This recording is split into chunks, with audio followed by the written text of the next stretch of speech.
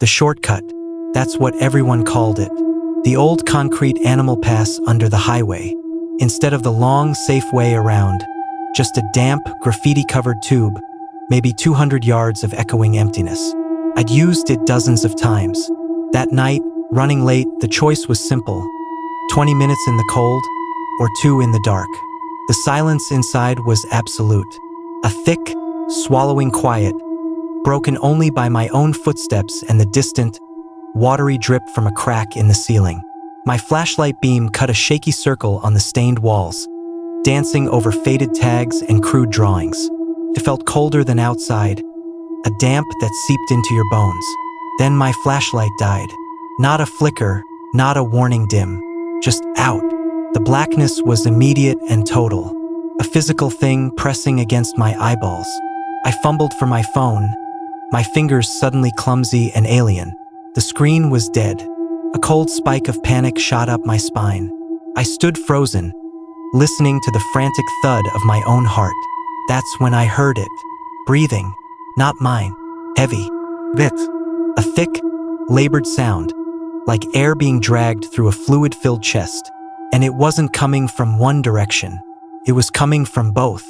From the entrance behind me, and from the exit ahead, still 100 yards away in the impenetrable dark. Two sources of that same terrible rhythmic rasp. They synced for a moment, then fell out of step, creating a horrible, overlapping chorus. I couldn't move. I was pinned in the center of it. To my left, against the wall, something rustled. Not a rat. Too broad, too heavy. A full garbage bag, maybe, being shifted. Then a slow, grinding drag, like weight being pulled over grit. The smell hit me then. Coppery, spoiled. The sweet rot stench of a landfill on a hot day, mixed with something sharper, almost chemical. I pressed my back against the cold concrete, trying to make myself small.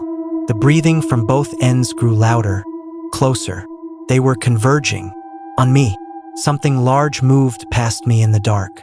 I felt the displacement of air first, a foul, warm breeze, then the brush against my leg.